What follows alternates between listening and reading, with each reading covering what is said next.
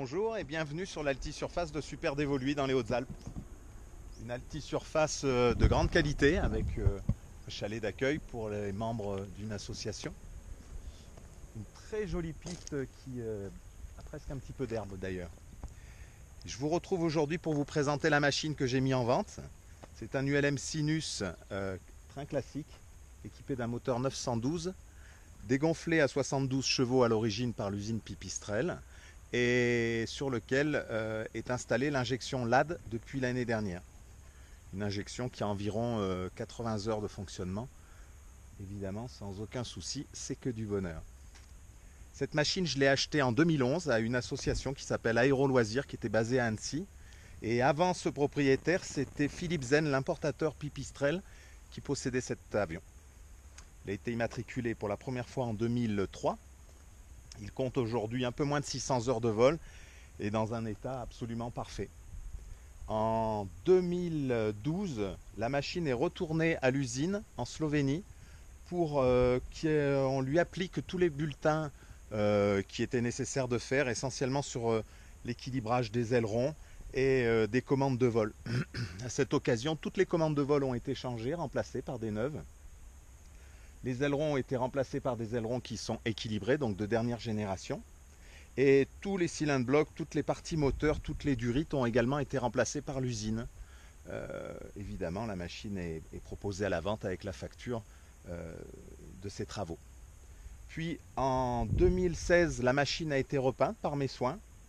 Il faut savoir que les premières machines Sinus étaient recouvertes d'un gel coat non peint et que il pouvait s'altérer dans le temps et il fallait surtout arrêter le processus avant que le gel coat devienne poreux. C'est ce que j'ai fait. En 2017, j'ai dû ramener la machine en Slovénie pour une intervention sur les ailes puisque la résine qui est utilisée pour les réservoirs n'est pas compatible avec les taux d'éthanol que l'on retrouve aujourd'hui dans l'essence.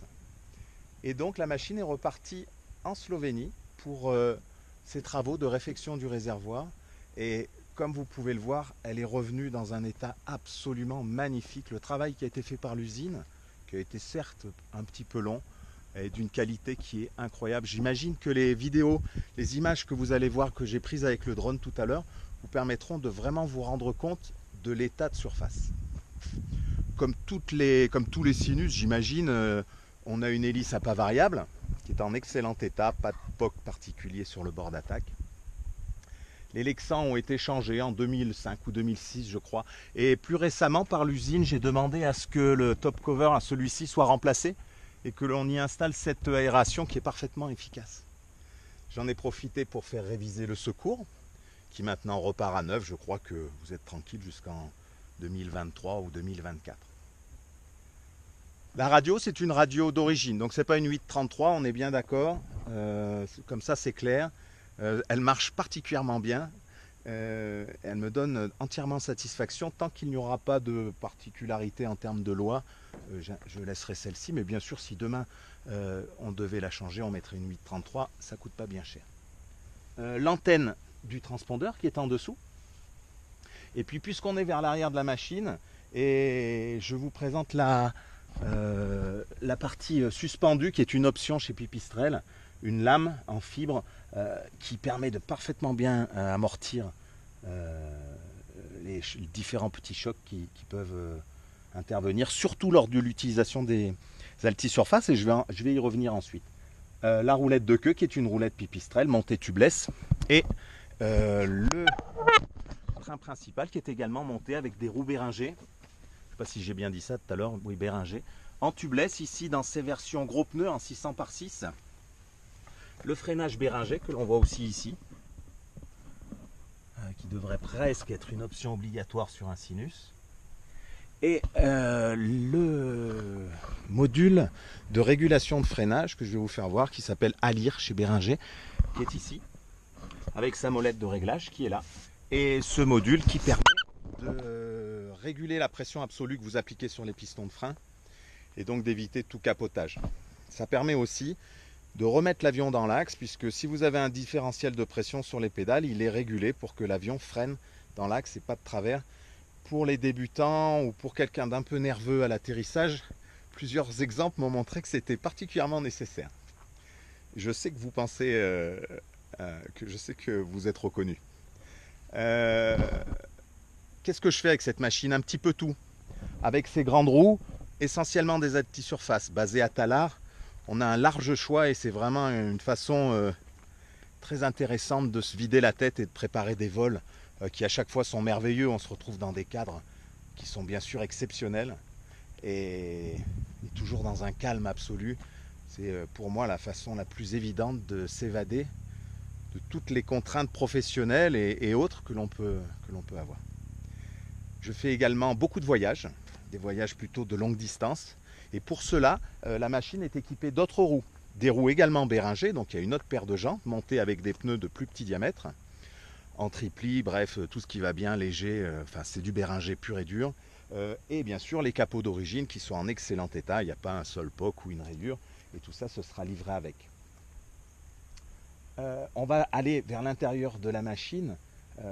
L'injection LAD, si vous voulez en savoir plus, eh bien, je vous invite à aller voir une autre vidéo qui est dispo sur YouTube où j'avais présenté les différentes phases d'installation, mais également l'utilisation et le gain que l'on peut obtenir en fiabilité, en puissance, en efficience, puisqu'on réduit la consommation notablement, et puis en agrément, puisqu'on réduit toutes ces vibrations et essentiellement ce régime vibratoire que l'on retrouve souvent sur le Rotax à un peu moins de 4000 tours.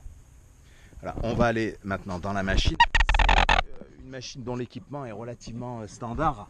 Les sièges de Pipistrel, ici vous avez accès à la soute à bagages. Et puis de l'autre côté ici, c'est tout ce qui est parachute de secours, la fusée et tout ce qui va bien. La machine est livrée bien sûr avec ses casques, elle est prête à voler, il n'y aura rien à rajouter. On retrouve ici la commande de gaz et son réglage de ralenti pour l'injection LAD, différents interrupteurs, un feu d'atterrissage à LED que l'on va pouvoir voir ici, particulièrement efficace. Ici ce sont les strobes, donc strobes d'origine Pipistrel qui ont été remplacés lors d'une des visites en Slovénie, je crois que c'était la première, par les strobes à LED, ce qui évite d'avoir le module qui a tendance à chauffer et qui consomme plus d'énergie. Donc strobe à LED, on va les mettre en route pour que vous vous rendiez bien compte. Donc le phare d'atterrissage, on va mettre le contact, ça ira mieux. Voilà. Donc le phare d'atterrissage que vous voyez ici, toujours très apprécié par les agents auprès de la tour, puisque ça leur permet de vous identifier plus facilement et de vous repérer très rapidement. Ici donc les feux à LED dont je vous ai parlé, extrêmement efficaces, très économiques et je le précise, qui de par leur principe ne créent aucune perturbation dans la radio et dans le système électrique en règle générale. Petit coup d'œil sur la beauté de ces roues Béringer. Là, c'est absolument magnifique. Si on continue à faire le tour, une batterie allégée de toute dernière génération, associée à un régulateur qui est ici, un MOVSET, technologie MOVSET, qui permet de gérer la charge de cette batterie et éviter toute surtension.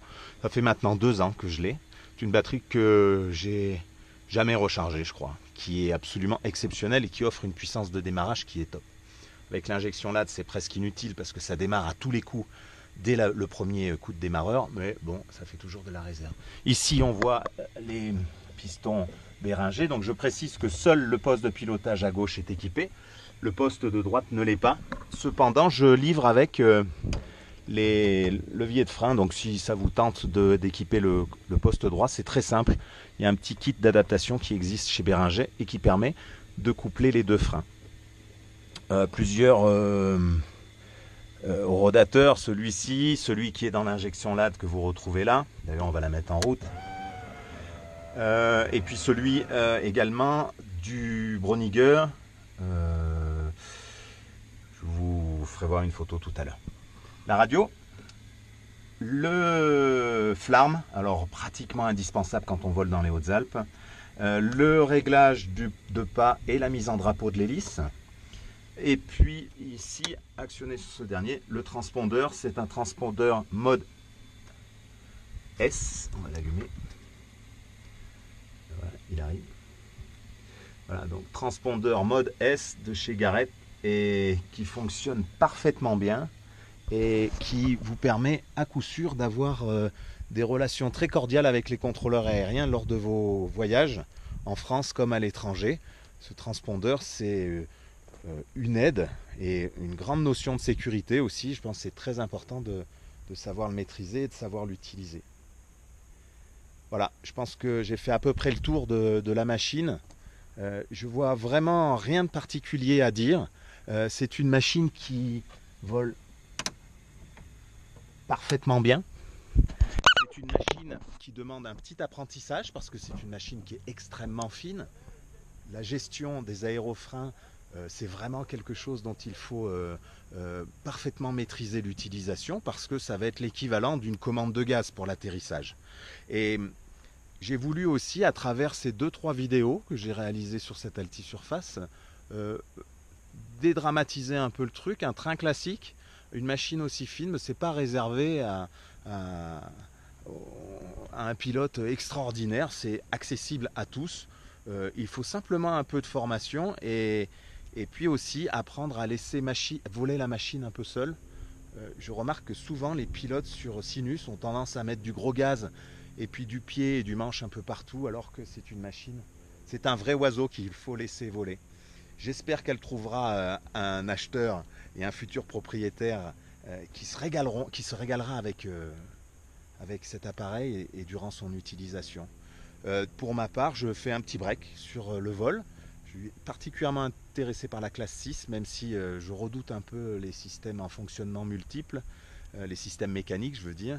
Mais la classe 6 est quelque chose qui m'attire et si la vente de cette machine ne m'amène pas vers la découverte de la classe 6, à coup sûr, ça m'amènera vers la construction d'un ULM que je réaliserai moi-même puisque c'est un de mes rêves de gosse.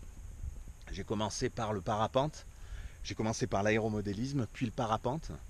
Après le parapente, le paramoteur. Après une petite formation en planeur sur Blagnac où j'ai eu la chance de faire un peu de voltige. Et puis ensuite du Taurus, du Sinus, du Virus, du FK9, du Skyranger et très récemment du Ninja avec mon ami Marcus. Et ce qui m'a mis un peu la puce à l'oreille pour changer. Pour finir, je voudrais vous dire très clairement que c'est une machine qui est en parfait état. Je ne la vends pour aucune autre raison que pour récupérer un petit peu d'argent. Ça a été un vrai parcours initiatique pour moi de récupérer cette machine en 2011 et de la faire évoluer pour qu'elle arrive à ce que j'estime être l'apogée de son amélioration. On a une machine qui est parfaite. Chaque jour où je pose mes fesses dans cette machine, j'ai la parfaite certitude que je pourrais rentrer faire une bise à ma fille Louise et à mon fils Adrien et également aux gens que j'aime. J'espère que vous aurez autant de plaisir que moi à piloter cette machine et pour l'instant à visionner cette vidéo. J'ai essayé d'être le plus sincère possible. J'espère que ça se ressentira. Je vous donne rendez-vous quand vous le voulez. Toutes mes coordonnées sont disponibles. Je suis ouvert à toutes les découvertes pour cette machine et je comprends bien sûr que chaque acheteur éventuel soit rempli de questions. Je suis là pour y répondre. Je vous souhaite une bonne journée. Regardez ça, les Hautes-Alpes. Si vous n'y habitez pas, venez-y en vacances. C'est sublime. Venez apprécier ce silence. À bientôt.